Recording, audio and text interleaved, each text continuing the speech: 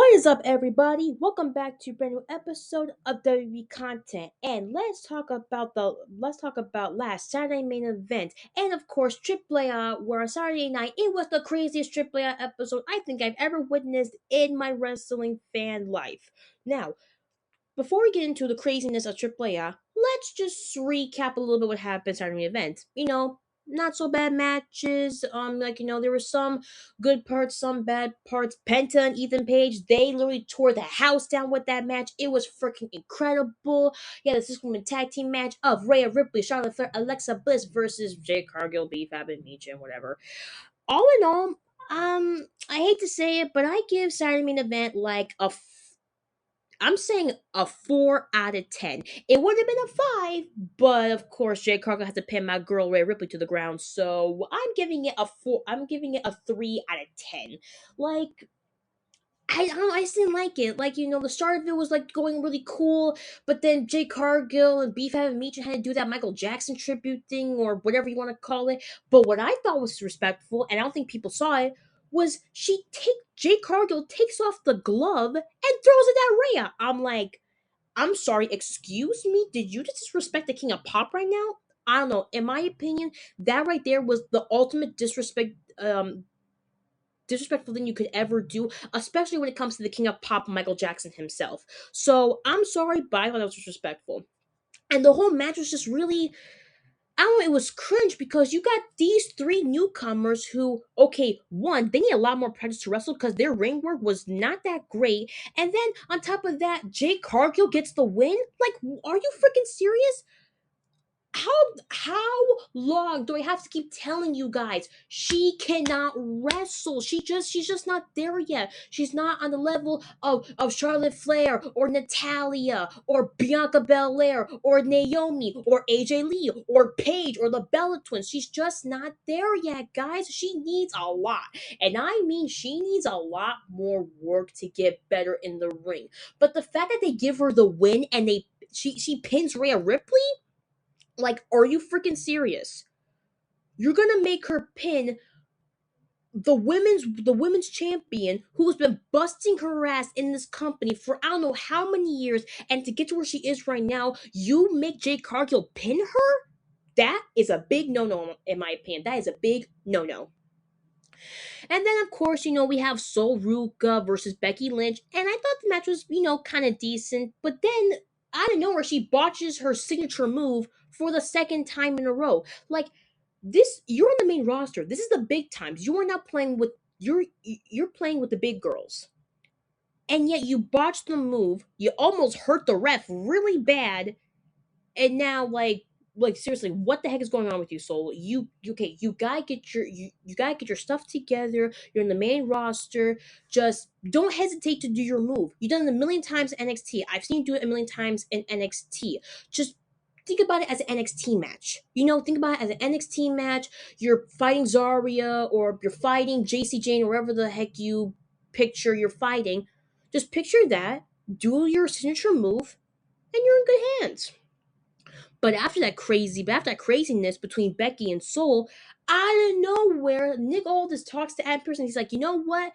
Let's give Becky a taste of her own medicine, and she has to defend her title at Clash in Italy. So now we have rematches for all titles except for one, but that one's like a WrestleMania rematch between Brock Lesnar and Obafemi. So right now, all of the matches so far are on the with towels on the line. You have Roman Reigns versus Jacob Fatu for the World Heavyweight Championship. You have Gunther versus Cody Rhodes for Undisputed Championship. You got Rhea Ripley versus Jade Cargill for the women's championship. And then now you have Sol Ruka versus Becky Lynch for the Women's Intercontinental Championship.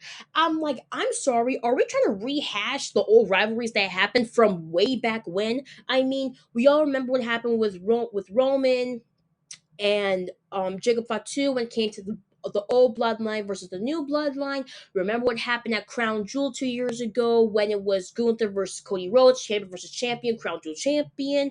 We all saw WrestleMania of this year when Rhea Ripley beat the crap out of Jade Cargill and she won that title thanks to Io Sky, and of course her busting her ass and fighting to get to the top of the mountain to get to where she is right now. And oh, let's not forget, Brock Lesnar is now suddenly out of retirement and now wants a rematch against Obafemi at Clash in Italy. Right now, all these matches that are on the Clash in Italy poster is all rematches, like a redemption match. Them trying to, I don't know, I guess finish their chapter with this wrestler that has been bugging them for I don't know how many years or how many months or how many weeks in the business. Right now, it's just for the people who are finding people who are finding the champions, or for a person who was thrown into retirement because of that person, is now looking for a redemption match, a revenge plot for their story. Now, I don't mind it, but it's like, seriously, you couldn't have given us a better match. I mean, you couldn't have given us a tag team title opportunity. You couldn't have given us maybe a number one contenders match. You couldn't have given us maybe a battle royale for a number one contender. Like, come on, people. Like, honestly, I don't know. But right now, the only two matches I'm excited for Clash in Italy is Roman Reigns versus Jiga Fatu in a treble combat match, and the WrestleMania rematch of Obafemi and Brock Lesnar. Those are the only two matches I'm excited for. Everything else, I'm a little bit skeptical, but we'll find out later on this upcoming Sunday at Clash in Italy. Now, the women's tag team championship match. I thought it was pretty decent. Like, not bad when it came to Paige and Brie Bella dominating the Irresistible Forces. I thought they did really well. This is like, I think they're, I want to say, fifth title defense. And for them being fine champions and them not being in the ring for many years, they're actually doing really well thus far. But time will tell in the near future what will happen to the tag team titles later on with all the women trying to get a tag team title shot. I mean, we could get the Judgment Day again. We can get the Irresistible Forces again. Heck, we can even get the Failed Influence girls. They could probably become new women's tag team champions. But like I said, time will tell. Now, the men's tag team title match. I didn't really watch it that much because, well, for one, the entire time I was watching Shine Me event, I was on the phone with my friend Haley, and we were FaceTime each other. And how we always do it is I put the phone next to my bed so that way we can watch it together, like how we would if she puts on AEW for me. So, like, we're watching the matches and stuff, and now I'm like, oh shoot, it's almost 10 o'clock. I gotta get my computer on so I can watch Triple A, because Triple A was like the biggest night that could ever we could witness. We had the new general manager coming in for Triple A. We had the Los Americanos Hermanos versus Los Americanos in a street fight tag team match, and like. And of course, we had Rey Fenix versus Lardo Kid for one of his titles. So I had to be ready for AAA to happen. So I'm waiting for AAA to start. Next thing I see on my TV is Braun Breaker coming in, and I'm like, oh shoot, is Seth Rollins gonna be there? Is Joe Hendry gonna be there? Is anybody gonna help the Street Profits win tag team titles? That did not happen. Seth Rollins didn't appear. Joe Hendry didn't appear. LA Knight didn't appear. Heck, even the Usos didn't come out to help them. I get why Seth didn't go because, of course, like, his beef with the Street Profits and his beef with the Vision right now is just really confusing for the guy, and he doesn't know what he's going to do next. But what bugs me was, where's Joe Hendry? Where's LA Knight? LA Knight talks a big game about how he wants to destroy the Vision, he wants to tear them down, he wants to take tag team titles away from Logan Paul and Austin Theory. But where the heck was he when they were getting pulverized by Braun Breaker in the ring? Where were you, LA Knight? Where the heck were you?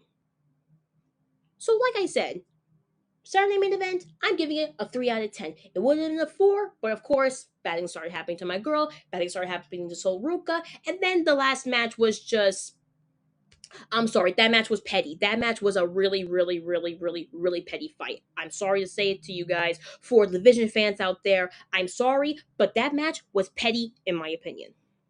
Now, Saturday main event was over. Then Triple A comes on, and now I'm like, oh my god, we're finally gonna get the new general manager of Triple A. I was skeptical on who it was. It could have been anybody. It could have been one of the OG Triple A Mega champions from back in the day. It could have been JBL because he's been Triple A for I think a few years in the company. He's been the content. He's been the contender guy. He's been a wrestler for many years in Triple A. I mean, who could it be? The president. She walks out. She says her piece about the new general manager, and her son, her own son's thinking, "This is my time. I'm the general manager. We're gonna take over this business. It's a family business." Yeah, it's family, but you're not the general manager. Out of nowhere, I hear Rey Mysterio's music hit, and I'm like, yes, what better way to have a general manager of AAA than the OG wrestler who started all of this and paved the way for future luchadors from Mexico going to the United States to become the best wrestler in the world. When I heard his music and I see him come down the ring, I'm not gonna lie, I literally started to cry. I started to tear up. I'm like, yes, yes, this is what I've been waiting for. Rey Mysterio is now the general manager of AAA. I mean, it couldn't get any better than this. But then what's funny was that we see Dominic watching on the monitor or something backstage, and he's freaking pissed off. I'm like, what the heck? So now, well, not only Dom has to deal with his father on Monday Night Raw, but now that's his boss on AAA. He's going to run his title reign, his title defenses. Anybody that wants to fight Dominic, Ray's gonna put it like on contract signing. This is the match. He has to defend his title, and that's the end of that because I'm in charge and you're not. So Dominic and Ray's father son rivalry beef thing, whatever you want to call it, has just gotten even better than before when Dom was first a heel with the Judgment Day. Now Dom is like the world champion in AAA, and Ray is going to make his own son fight every single Saturday. This is gonna be freaking awesome. So after that, we get Ray Phoenix and Leardo, yeah, Leardo Kid. That match, oh my god, fast paced, crazy flying high jumps, crazy twisted turns, Ray Phoenix with the walk on the rope, kick to the head. It was freaking incredible. Like, these guys put on a freaking show, and I am so happy. Like, even though Ray Phoenix didn't win, he put on a hell of a good match, and I was really proud of him. So I think this will not be the last time we see Ray Phoenix in the ring, especially at AAA, because he's just freaking amazing. He's a badass. So I didn't know this, but I know the main event was going to be the Los Americanos Humanos versus Los Americanos. I thought it would, like, be like another match or like another promo or something, whatever, whatever. But that match was just freaking insane. Like, it. At first, I thought it was a tornado tag team match, but then it turned into a street fight where they had the tables, they had the candlesticks, they had the chairs, they had any weapon you could think of under the ring. It was just freaking incredible. Crazy twists and turns, crazy double team moves, crazy freaking high flying jumps when it comes to Los Americanos. It was just incredible. Out of nowhere, original Gran Americano comes out and he beats Bravo. And then El Gran Americano comes out and he's fighting the Creed brothers. I'm like, what the heck is going on here? It was insane. It was intense. But then I remember, wait a minute. The two Gran Americanos, they can't put hands on each other till Noche de los Grandes. They signed the contract and everything. The second they are face to face, eye to eye, nose to nose, chin to chin. It was like, are they gonna fight? Are they gonna like? Are they gonna punch each other? Or are they gonna just keep talking smack or whatever? Like, what the heck is going on right now? The original one leaves the ring, and El Grande is pissed off. He's talking. Honestly, I don't know that much Spanish, but I definitely know he said something that really pissed the original one off. And he walks back into the ring. He takes off his sweater, and it's the picture of Grande Americano's girlfriend that got fired. Out of nowhere, El Grande snaps and he tries to fight him. So you got the Americanos and you got the Los Americanos Hermanos. They're trying to break each other apart, trying to make sure they don't put hands on each other.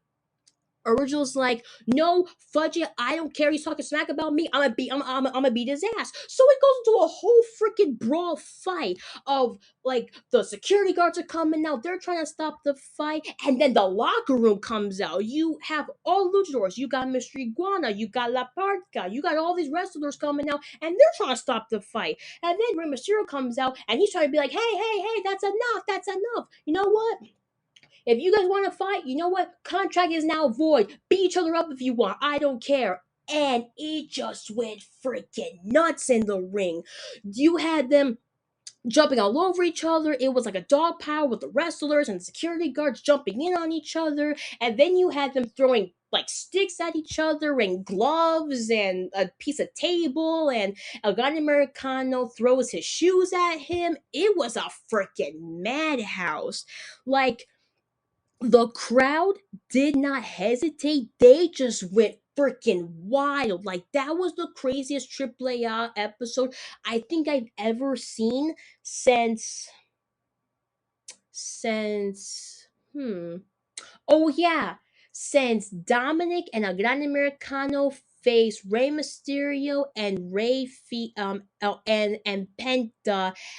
No, I'm sorry, not Penta, and Rey Fenix at one of their PLEs. Now that match was intense, but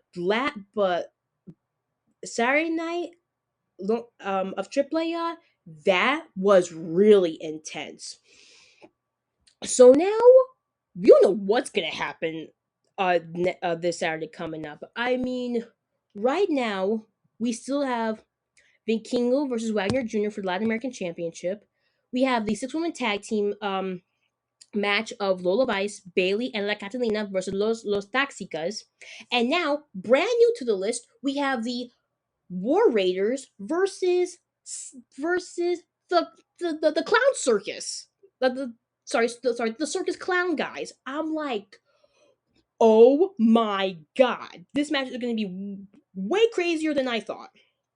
And then, of course, the main event, mask versus mask, El Gran Americano versus the River Gran Americano, and I'm pretty sure we are not gonna make it until Saturday. They are still gonna be beefing. I don't know if they're gonna fight tonight on Monday Night Raw. It's gonna be too crazy. It's gonna be intense. They're gonna need like a lot more security guards, or better yet, if there's gonna be another brawl fight in the ring between these two, they're gonna need the entire locker room. And I mean everybody. I'm talking the tag team, I'm talking the champions, I'm talking the women trying to stop the fight. Like, that match, like that fight is gonna be intense.